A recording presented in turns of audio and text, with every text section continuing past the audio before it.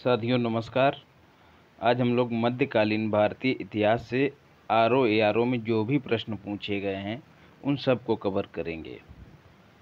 तो सबसे पहले देखते हैं भारत पर जब मुस्लिम आक्रमण हुआ था वहाँ से कितने प्रश्न पूछे गए हैं। शाहनामा का लेखक फरिश्ता किसके दरबार से संबंधित था? तो दोस्तों इसमें एक भी विकल्प सही नहीं है। आप सभी जानते होंगे कि शाहनामा का लेखक जो है वह फिरदौसी था, जो कि किसके दरबार में किसके साथ आया था दोस्तों? तो महमूद गजनवी के साथ आया था, याद रखिएगा। महमूद गजनी या फिर महमूद गजनवी। इसके साथ और कौन आया था? इसके साथ उतबी आया था।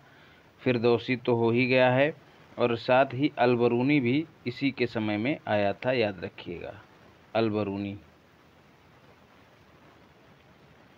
निम्नलिखित में से किस सुल्तान ने साम्राज्य की सीमाओं की सुरक्षा हेतु एक विशेष सेना को नियुक्त किया था? तो अलाउद्दीन खिलजी ने किया था।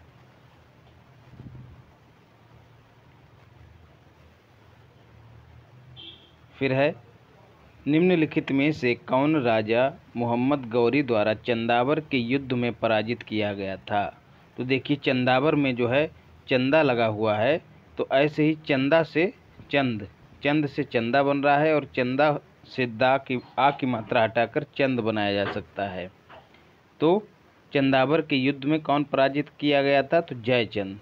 किसके द्वारा? मोहम्मद गौरी के द्वारा, याद रखिएगा। कब लड़ा गया था चंदावर का युद्ध? 1194 में लड़ा गया था। गढ़वाल शासक था जयचंद, ये भी याद रखिएगा। निम्नलिखित सुल्तानों में से किसने गढ़मुक्तेश्वर की मस्जिद की दीवारों पर अपने शिलालेख में स्वयं को खलीफा का सहायक कहा है?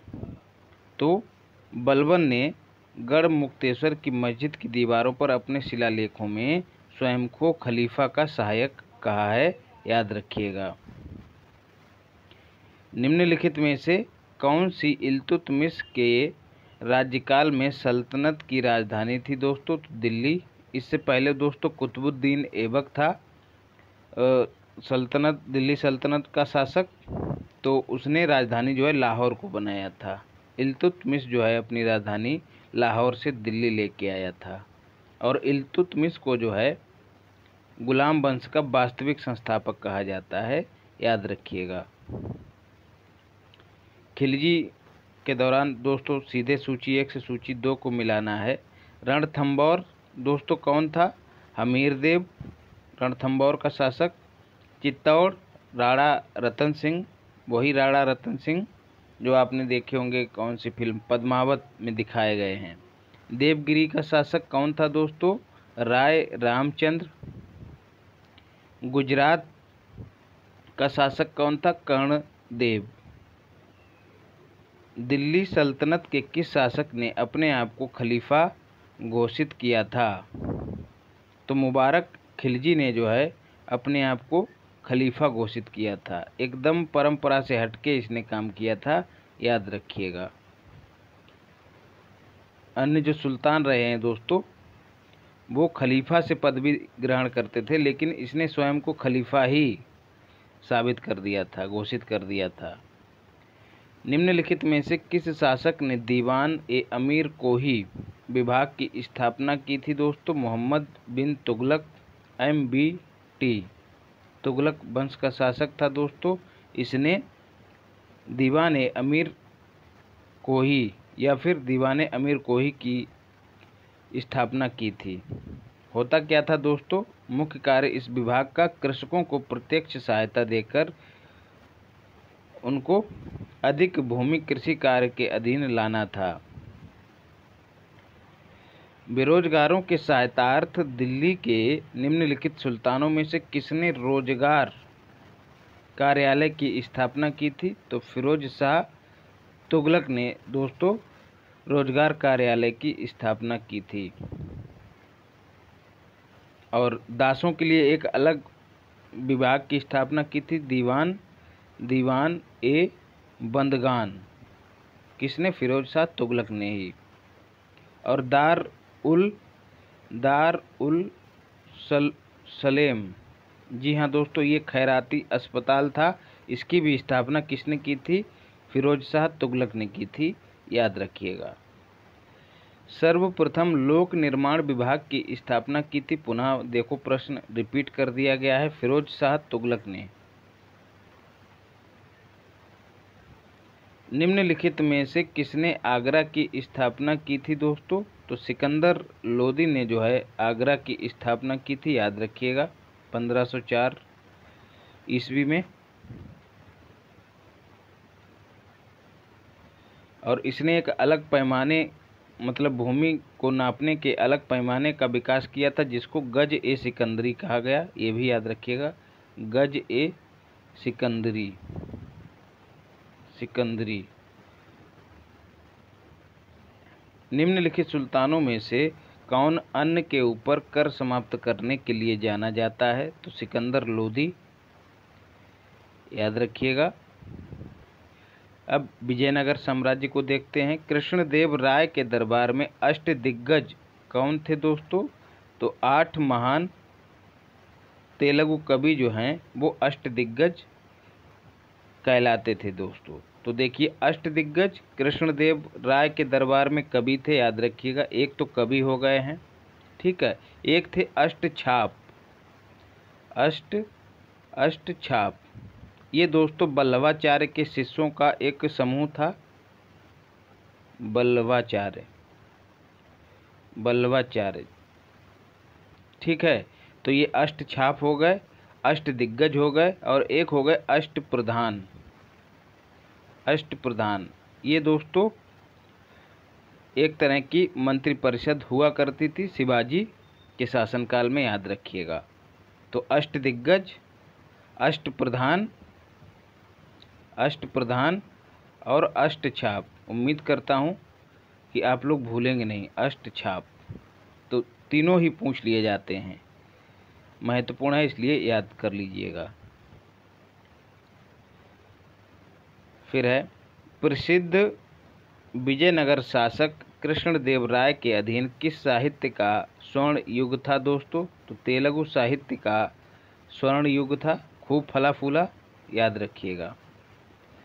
अब्दुल रज्जाक विजयनगर आया था दोस्तों, किसके समय में? देवराय द्वितीय के समय में अब्दुल रज्जाक जो है विजयनगर आया था। फारसी राजदूत था, याद रखिएगा।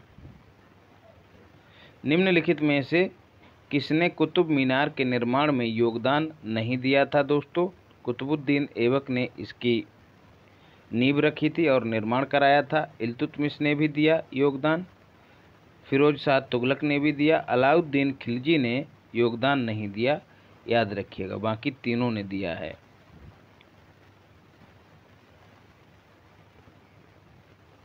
सूची 1 को सूची 2 से मिलाना है साथियों। सीधे उत्तर में चलते हैं।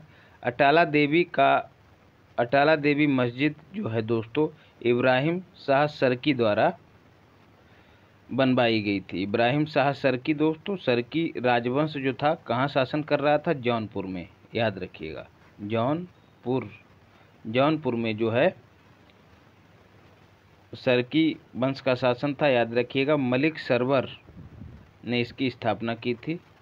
मलिक सरवर ने इसकी स्थापना की थी। छोटा सोना मस्जिद जो है दोस्तों वली मोहम्मद ने बनवाई थी। कदम रसूल जो है नुसरत शाह ने बनवाया था। अदीना मस्जिद जो है सिकंदर शाह ने बनवाई थी, रट जाइएगा इसको। अमीर खुसरो का जन्म दोस्तों कहाँ हुआ था? एटा में हुआ था, जो वर्तमान में उत्तर प्रदेश के कासगंज जिले के पटियाली नामक स्थान से संबंधित है। पुस्तकें दी गई हैं और उनके लेखक दिए गए हैं। सीधे उत्तर में ही चलते हैं तो आसानी रहेगी। रास पंचाध्यायी किसकी पुस्तक है? नंद दास की। चैतन्य भागवत वृंदावन दास की। चैतन्य मंगल जयनंदा की। और भक्ति रत्नाकर जो है नरहरि चक्रवर्ती की पुस्तक है, याद रखिएगा। निम्नलिखित में से किस प्रथा की शुरुआत राजपूतों के समय में हुई थी? तो जौहर प्रथा की शुरुआत राजपूतों के समय में हुई थी। होता क्या था दोस्तों, इस प्रथा के तहत महिलाएं जो हैं सामूहिक रूप से अग्निदाह कर लेती थी। जौहर प्रथा में पद्मावत जो फिल्म आई थी उसमें आपने देखा होगा, अंत में जो पद्मावती है वो राज्य की अन्य महिलाओं के साथ जो है सामूहिक रूप से जौहर कर लेती है। निम्नलिखित में से दिल्ली सल्तनत के किस सुल्तान के शासनकाल में शाही महलों में हिंदी देवी देवताओं की पूजा हुआ करती थी? अच्छा सवाल है दोस्तों, पूछा जा सकता है। नासिरुद्दीन खुसरो शाह के शासनकाल में हिंदू देवी देवताओं की पूजा हुआ करती थी, याद रखिएगा। फिर युद्ध दिए गए हैं और वर्ष से मिलाना है। चंदावड़ या फिर चंदावर का युद्ध 1194 में हुआ था। तैमूर का आक्रमण 1398 में हुआ था। तालीकोटा का युद्ध 1565 में हुआ था। घाघरा का युद्ध जो है 1529 में हुआ था। यात्री दिए गए हैं दोस्तों और बताना है कि कौन कहाँ से संबंधित है। इब्ने बतूता दोस्तों मोरक्को से संबंधित है। आपको पता होगा मोहम्मद बिन तुगलक के दरबार में आया था दोस्तों, और इसने जो अपना यात्रा वृत्तांत लिखा था उसका नाम क्या था? रेहला। मार्को पोलो जो है इटली से आया था।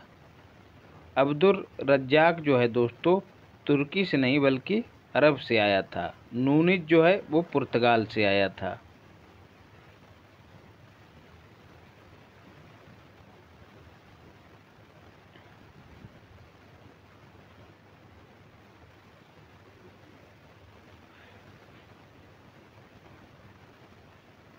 फिर है काल के अनुसार जो है दोस्तों व्यवस्थित करना है।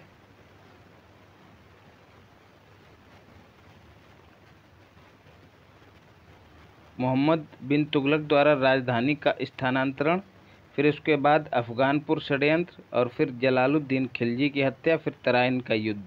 इन सबको सीधे जो है हमको व्यवस्थित करना है, तो सीधे उत्तर में ही प्रवेश करते हैं।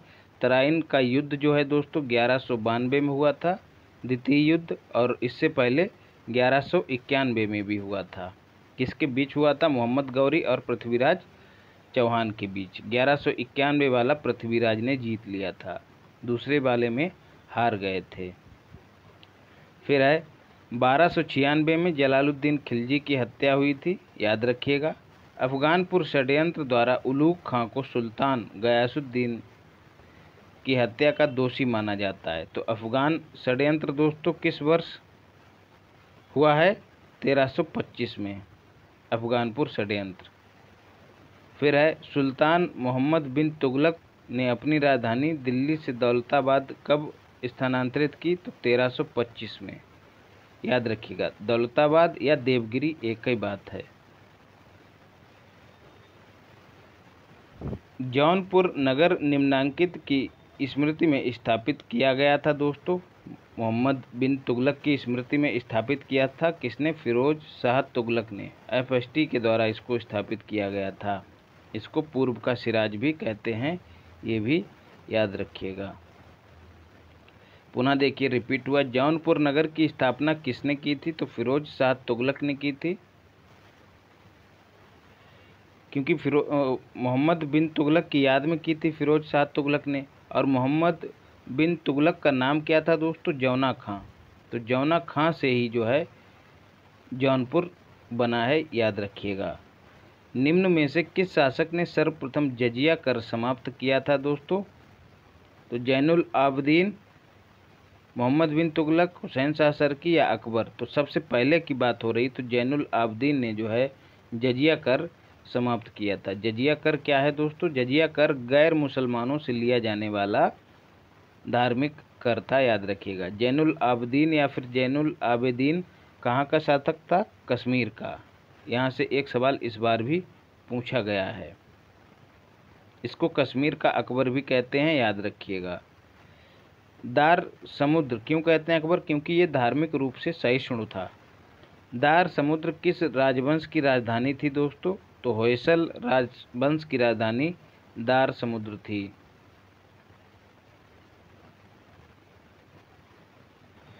भक्ति आंदोलन का प्रारंभ दोस्तों किया गया था किसके द्वारा? अलवार संतों के द्वारा। अलवार संतों की संख्या दोस्तों कितनी थी? 12 थी। और ये जो है वैष्णव धर्म से संबंधित थे, याद रखिएगा। वहीं नयनार की बात करें, नयनार किस संप्रदाय से संबंधित थे? शैव संप्रदाय। कैसे याद रखना है? भगवान शिव के मस्तक पर जो है तीसरा नयन होता है, नयन। तो जहाँ नयन लगा हो तो वह नयनार हो गए, मतलब नयन को धारण करने वाले नयनार हो गए। तो अलवार और नयनार दोनों समझ गए होंगे आप लोग। शुद्ध अद्वैतवाद का प्रतिपादन किसने किया था? तो वल्लभाचार्य ने। इन्हीं के जो शिष्य थे दोस्तों, क्या नाम था उनका? शिष्यों के समूह का अष्टछाप। शुद्ध अद्वैतवाद। और अद्वैतवाद की इस जो अवधारणा दी गई थी वो किसके द्वारा? शंकराचार्य के द्वारा। ये प्रश्न भी आपसे पूछ लिया जाता है। कबीर एवं धर्मदास के मध्य संवादों के संकलन का शीर्षक है क्या दोस्तों? अमर मूल। बहुत महत्वपूर्ण है दोस्तों, याद रखिएगा। साखी शब्द रवैनी जो है कबीर की रचनाएं हैं, लेकिन धर्मदास के साथ उनके संवादों का संकलन जो है अमर मूल में प्राप्त होता है, याद रखिएगा।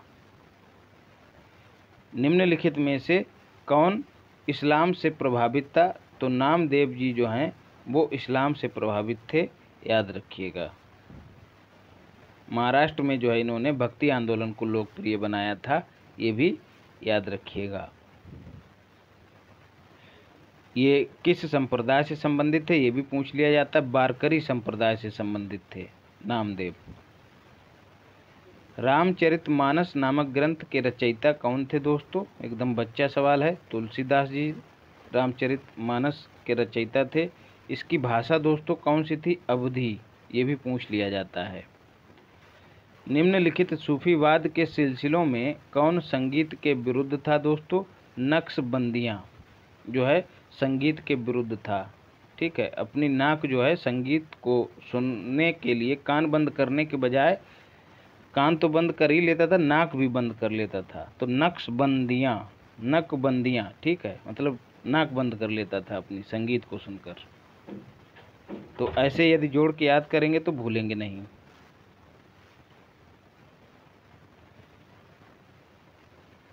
फिर है, निम्नलिखित सूफियों में से किसने कृष्ण को औलिया के रूप में माना था? तो मोहम्मद गौस ने जो है कृष्ण को औलिया के रूप में माना था, याद रखिएगा।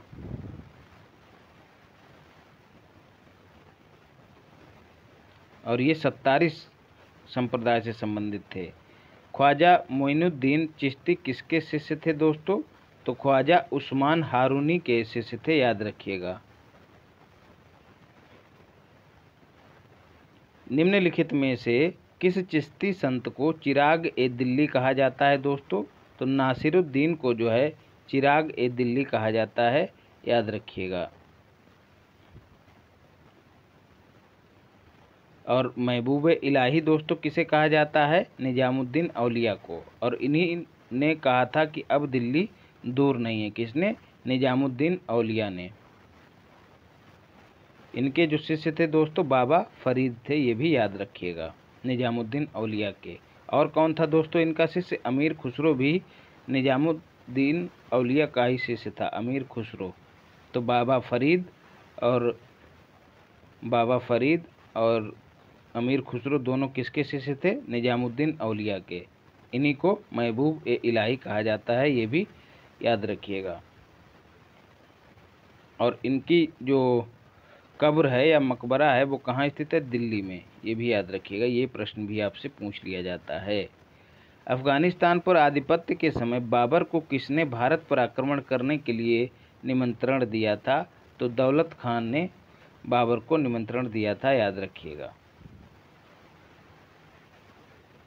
मध्यकालीन भारत के मुगल शासक वस्तुतः थे चगताई तुर्क। राणा सांगा ने निम्नलिखित युद्धों में से किसमें बाबर के विरुद्ध लड़ाई की थी? तो खानवा के युद्ध में जो है राणा सांगा ने बाबर के विरुद्ध लड़ाई की थी, याद रखिएगा। दोस्तों चैनल को सब्सक्राइब करिए, वीडियो को लाइक करिए और शेयर भी कीजिए। और अचूक मारक सामग्री आपको दी जा रही है। 1 मई से लेकर 15 मई तक हम लोग कवर कर चुके हैं। मात्र 5 से 6 पेज में आपको हैंड रिटन नोट्स दिया गया है, उससे बाहर दोस्तों कुछ भी नहीं आएगा। बचा हुआ करंट अफेयर्स आपको 1 से 2 दिन में उपलब्ध करा दूंगा। निम्नलिखित में से किस शासक ने शाहरुख नामक चांदी का सिक्का चलाया था? तो बाबर ने जो है शाहरुख नाम का सिक्का चलाया था। शाहरुख किस धातु का था? चांदी का।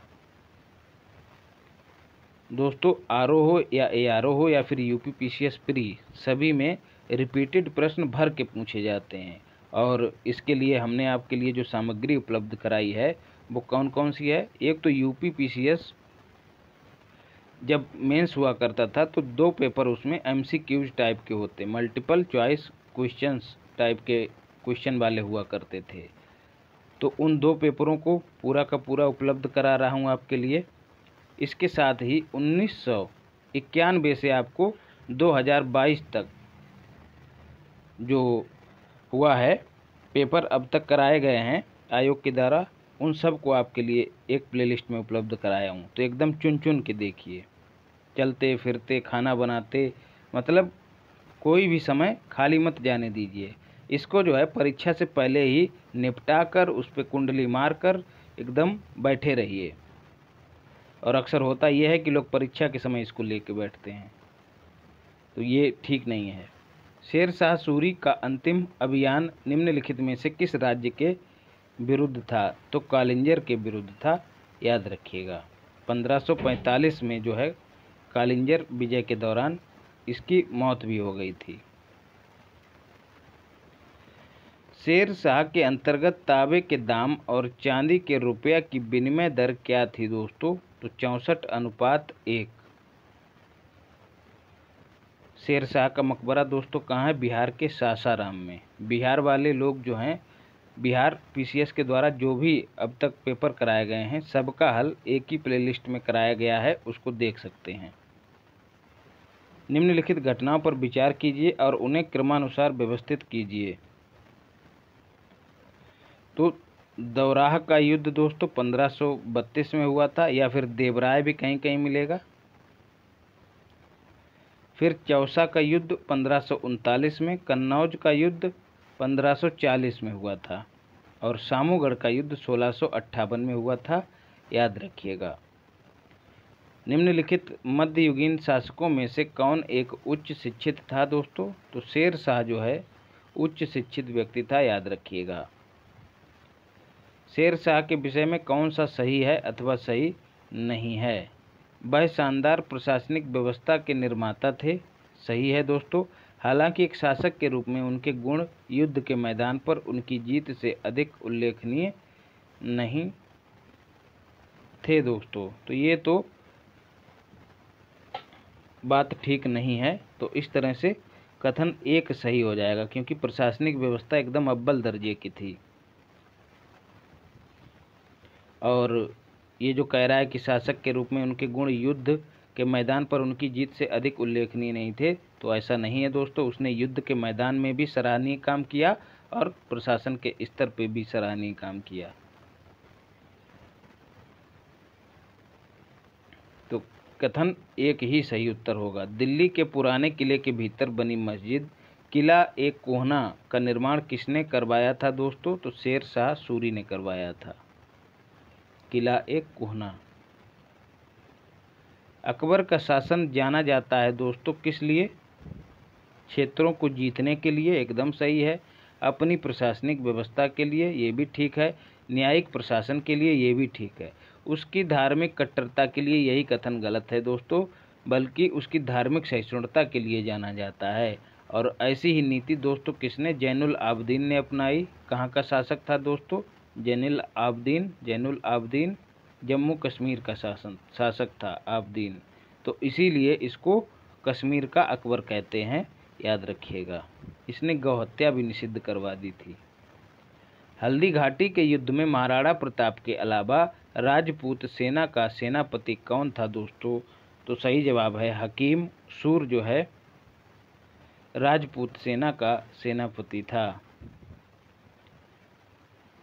हल्दी घाटी के युद्ध में महाराणा प्रताप की राजपूत सेना का सेनापति कौन था दोस्तों? तो देखिए पुनः रिपीट कर दिया है, हकीम खान सूर।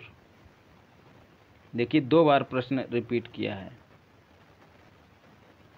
निम्नलिखित में से किस परिवार ने सर्वप्रथम अकबर के साथ वैवाहिक संबंध स्थापित किया था दोस्तों? तो कछवाहा परिवार ने अकबर के साथ संबंध स्थापित किए थे। फिर अकबर की जो नीतियां हैं उनको दिखाया गया है। तो जजिया कर अकबर ने कब हटाया था? 1564 में। फतेहपुर सीकरी में जो है इबादत खाने की स्थापना 1575 में की थी और 1575 में ही अकबर ने मनसबदारी जो प्रथा थी उसकी शुरुआत की थी। फिर जो है दोस्तों अकबर ने 1579 में महजरनामा की घोषणा की थी। ये भी याद रखिएगा, क्या था? समस्त धार्मिक मामलों को अपने हाथ में लेने के लिए महजरनामा की स्थापना की थी। और इसके बाद 1582 में धर्मों के बीच सामंजस्य स्थापित करने के लिए दीन ए इलाही या फिर तौहीद ए इलाही की स्थापना की थी। तो मिलाइएगा तो आप उत्तर पा जाएंगे। फिर दोस्तों घटनाएं दी गई हैं और उनको काल के अनुसार व्यवस्थित करना है। तो अंबेर की राजकुमारी का अकबर से विवाह कब हुआ? 1562 में। एकदम फैक्ट ओरिएंटेड दोस्तों क्वेश्चन है। 1562 में और अकबर ने क्या किया था दोस्तों? दास प्रथा को प्रतिबंधित कर दिया था। तुकारोई का युद्ध जो है 1575 में हुआ था। मालवा पर मुगल आक्रमण 1561 में हुआ था। उड़ीसा पर कररानी की विजय 1568 में हुई थी। इस तरह के क्वेश्चन दोस्तों एकदम रटने वाले होते हैं और अक्सर ऐसे ही प्रश्नों को रिपीट कर देता है। तो इसका स्क्रीनशॉट ले लिया करिए और उसको बार बार देखते रहा करिए। एक डच पर्यटक जिसने जहांगीर के शासनकाल का मूल्यवान विवरण दिया है, क्या नाम था उसका? फ्रांसिस्को पेलसार्ट डच पर्यटक था, याद रखिएगा। निम्नलिखित में से किसका मकबरा भारत के बाहर अवस्थित है दोस्तों? तो जहांगीर का मकबरा लाहौर में रावी नदी के किनारे अवस्थित है, याद रखिएगा। समुद्रगुप्त के प्रयाग प्रशस्ति वाले स्तंभ पर निम्नलिखित में से किसका लेख मिलता है? तो जहांगीर का लेख मिलता है, याद रखिएगा। किस मुगल बादशाह बलबन ने जो है बलबन द्वारा आरंभ किया गया दरबारी रिवाज सिजदा समाप्त कर दिया था? तो शाहजहां ने। देखिए प्रश्न को रिपीट किया गया है दोस्तों। निम्न में से कौन जिंदा पीर के नाम से जाना जाता है? तो औरंगजेब को जो है जिंदा पीर के नाम से जाना जाता है, याद रखिएगा। किस मुगल सेनापति के साथ शिवाजी ने 1665 में पुरंदर की संधि पर हस्ताक्षर किए थे? तो जयसिंह के साथ पुरंदर की संधि पर हस्ताक्षर किए थे। दिल्ली के लाल किले में मोती मस्जिद का निर्माण किसने कराया था दोस्तों? तो औरंगजेब ने कराया था। इनमें से किसे शाहजहां ने शाह बुलंद इकबाल की पदवी दी थी? बहुत महत्वपूर्ण है दोस्तों। दारा सिकोह को शाहजहां ने शाह बुलंद इकबाल की पदवी प्रदान की थी, याद रखिएगा। दारा सिकोह ने क्या कराया था? उपनिषदों का फारसी में अनुवाद कराया था, याद रखिएगा। किस नाम से? सिर ए अकबर। ये भी पूछ लिया जाता है कि सिर ए अकबर क्या है? तो जो उपनिषद हैं उनका फारसी में अनुवाद है, याद रखिएगा। चित्रकला की मुगल शैली का प्रारंभ किया था किसने दोस्तों? हुमायूं ने।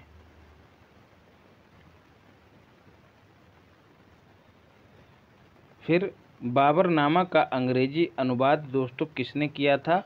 तो लेडन और रस्किन दोनों ने मिलकर बाबरनामा का अंग्रेजी में अनुवाद किया था।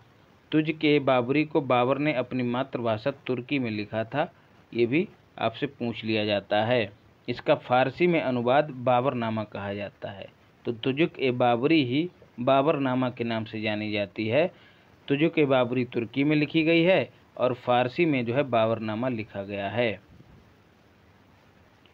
फारसी में अनुवाद किसने किया था? पायंदा खां और अब्दुल रहीम खान खाना ने इसका फारसी में अनुवाद किया था। महाभारत के फारसी अनुवाद का शीर्षक क्या है दोस्तों? रजनामा, याद रखिएगा।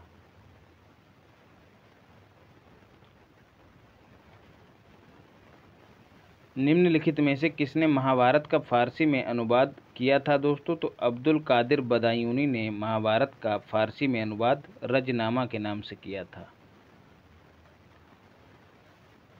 रजनामा का किस हिंदू ग्रंथ का फारसी अनुवाद है दोस्तों? देखिए पुनः पूछ लिया गया है, इसी तरह से प्रश्न रिपीट होते हैं। महाभारत का अब्दुल कादिर बदायूनी ने इसका अनुवाद किया था।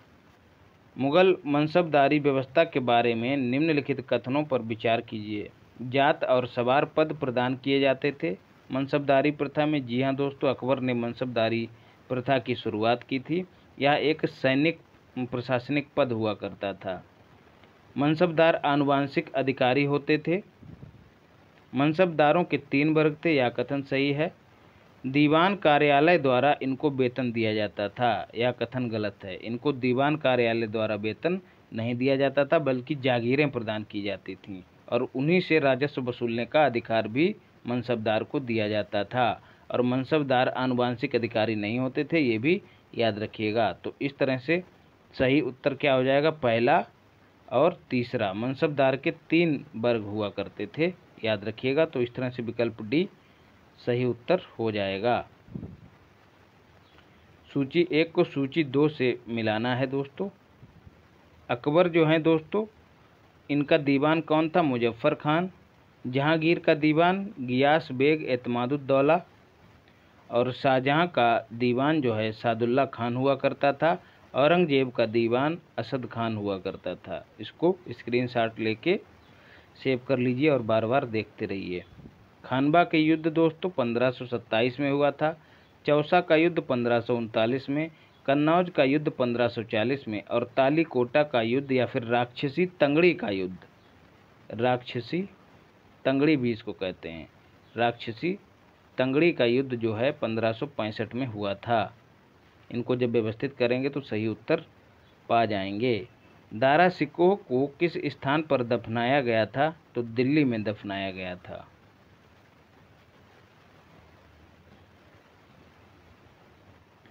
फिर पुनः दोस्तों कालक्रम के अनुसार व्यवस्थित करना है। तो सबसे पहले दोस्तों जहांगीर आएगा, ठीक है, जो शासक हुए हैं, सुल्तान हुए हैं, उनको व्यवस्थित करना है, मुग़ल शासकों को। तो सबसे पहले जहांगीर आ जाएंगे, उनके बाद मोहम्मद शाह आ जाएंगे और फिर उनके बाद अहमद शाह अब्दाली आ जाएगा और अंत में बहादुर शाह द्वितीय आ जाएंगे। तो इस तरह से विकल्प सी सही उत्तर हो जाएगा। पुनः देखिए प्रश्न को रिपीट कर दिया गया है। कन्नौज का युद्ध 1540 में हुआ है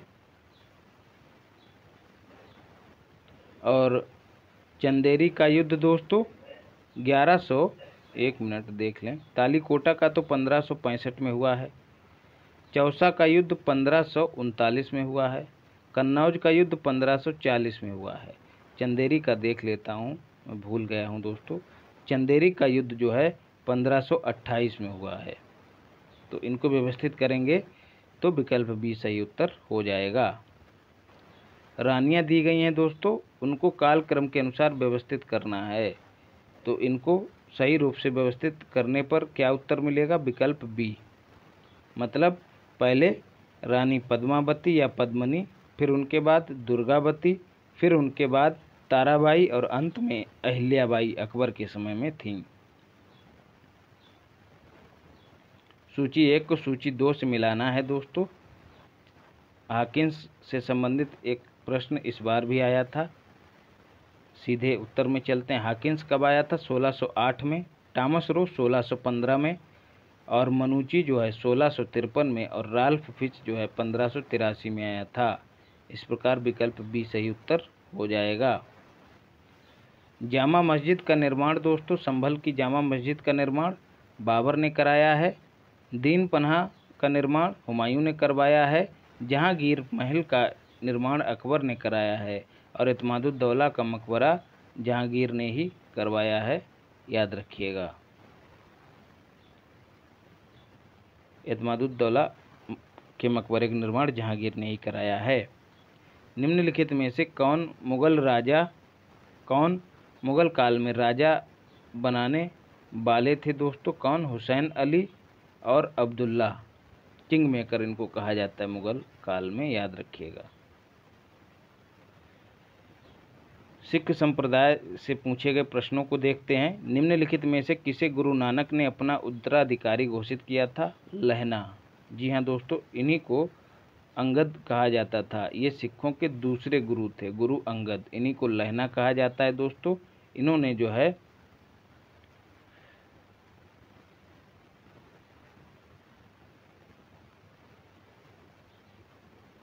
फिर अगला प्रश्न देखते हैं। किस सिख गुरु को अकबर ने 500 बीघा जमीन दी थी दोस्तों? तो रामदास ने दी थी, याद रखिएगा। रामदास जो हैं वो रामदास, फिर अमरदास, रामदास चौथे सिखों के गुरु थे, याद रखिएगा।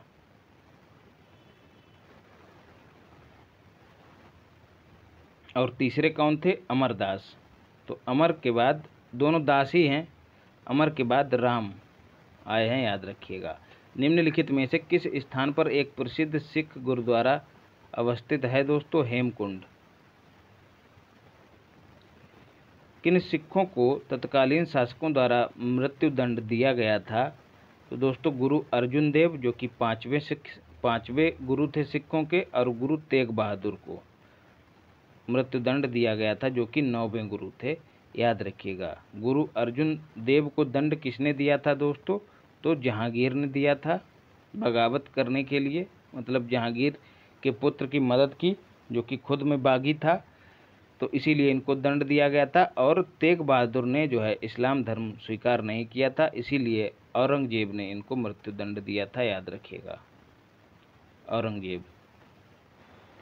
तो इस प्रकार 2 और 4 वाला विकल्प ठीक है।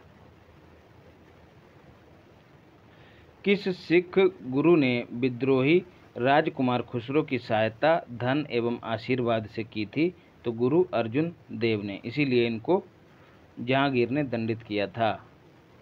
निम्नलिखित में से कौन सी मुद्रा छत्रपति शिवाजी के राज्य में प्रचलित रजत मुद्रा नहीं थी दोस्तों? तो रुका नहीं थी, बाकी रुपया, लारी और टका तीनों जो हैं प्रचलित मुद्राएं हुआ करती थीं।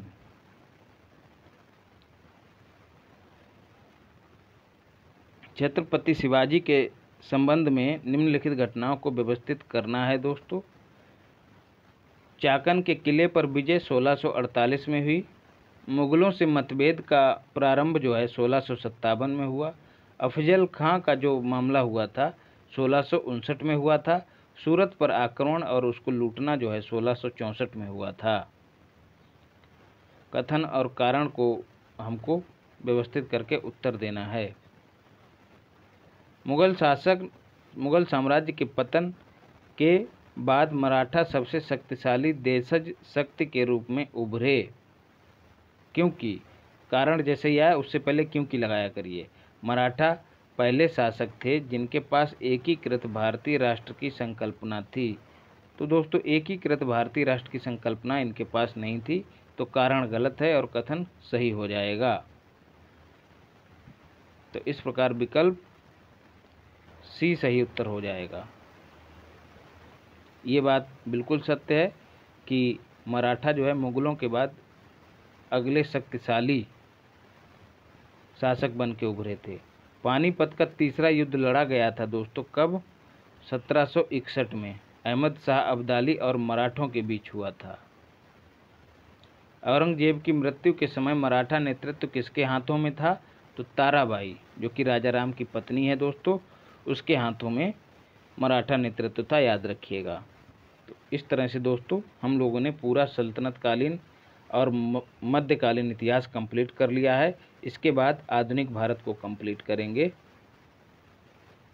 उसके लिए भी तैयार रहिएगा। और चैनल को सब्सक्राइब नहीं किया वो लोग सब्सक्राइब कर लें। इसके साथ ही टारगेट करंट AK123 ये टेलीग्राम चैनल है, इसको ज्वाइन कर लीजिए। यहाँ पर आपको PDF मिलेगी और करंट अफेयर्स के महत्वपूर्ण सवाल आपको अभ्यास के लिए प्रतिदिन दिए जाते हैं। तो चैनल को सब्सक्राइब करिए और देखने के लिए धन्यवाद। मिलते हैं अगली क्लास में।